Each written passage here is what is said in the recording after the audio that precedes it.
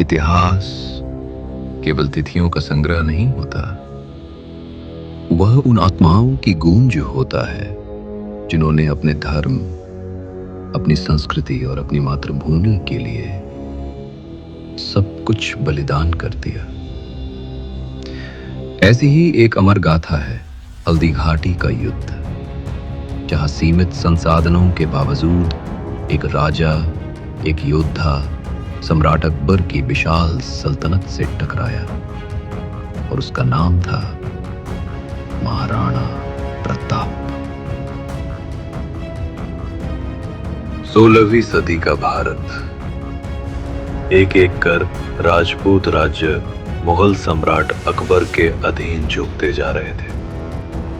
आमेर, मारवाड़, बूंदी सबने समर्पण कर दिया, पर एक राज्य था जो झुका नहीं। मेवाड़, महाराणा उदय सिंह की भूमि, और अब उनके पुत्र महाराणा प्रताप की शपथ भूमि। प्रताप ने कहा था, स्वतंत्रता मेरे रक्त में है, गुलामी स्वीकार नहीं। अकबर ने कई दूत भेजे, टूडरमल, जलाल खान, मान सिंह, पर प्रताप का उत्तर एक ही था, मेवाड़ स्वतंत्र था, है और रहेगा।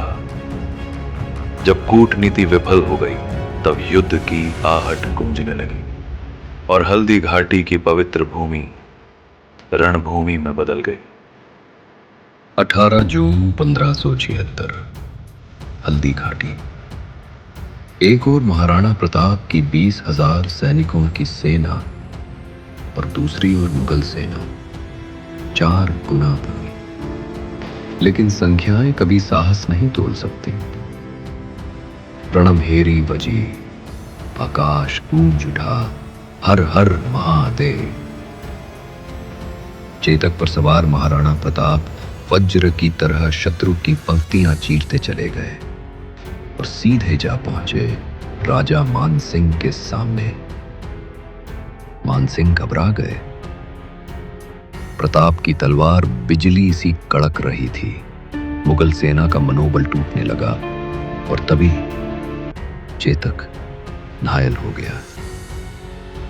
उसका एक पैर बुरी तरह जख्मी था, लेकिन वह रुका नहीं। वह महाराणा को लेकर एक गहरी खाई पार कर गया और फिर वहीं गिर पड़ा। महाराणा प्रताप घोड़े का सिर अपनी गोद में लेकर फफक पड़े। तू घोड़ा नहीं था चेतक, तू मेरा साथी, मेरा सखा। प्रताप को हल्दी घाटी छोड़नी पड़ी, पर यह कोई हार नहीं थी, यह रणनीति थी। उन्होंने पहाड़ियों में रहकर गुरिल्ला युद्ध आरंभ किया। मुगल सेना उन्हें महीनों खोजती रही, पर कभी पकड़ ना सकी। वे जंगलों में रहते, भूखे प्यासे पर अडिग। एक बार उनकी पुत्री भूख से रोने लगी। रानी ने लकड़ी का आटा पीस कर रोटी बनाई, पर वो रोटी एक जंगली जानवर छीन कर ले गया। प्रताप की आंखें बाहर। क्या मेरी जिद मेरे परिवार को भूखमरी में ले जा रही है? वो झुकने ही वाले थे, तभी आए भामाशाह। राजा, युद्ध के लिए धन चाहिए, तो ये रहा। उन्होंने लाखों की धनराशि भेंट कर दी। प्रताप ने अपनी तलवार उठाई और कहा, स्वाभिमान से समझौता नहीं करूंगा।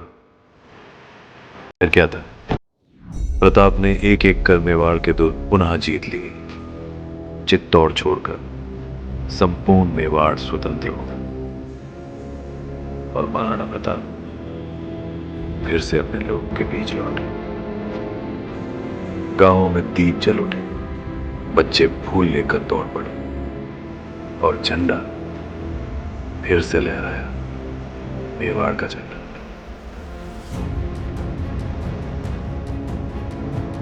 19 जनवरी 1593, एक योद्धा अपने जीवन की अंतिम सांसें गिन रहा था।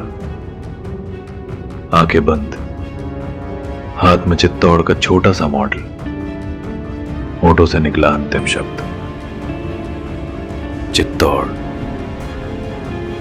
वो चित्तौड़ को आजाद न कर सके, पर मेवाड़ की आत्मा को कभी झुकने नहीं दिया। हल्दी घाटी का युद्ध केवल एक रण नहीं था, वह था स्वाभिमान की ललकार। एक राजा जो भूखा रहा पर झुका नहीं, एक घोड़ा जो घायल होकर भी उड़ता रहा। आज भी जब भारत की माटी वीरता की कहानी सुनाती है, एक नाम अमर हो उठता है, महाराणा प्रताप। जय एकलिंग, जय मेवाड़।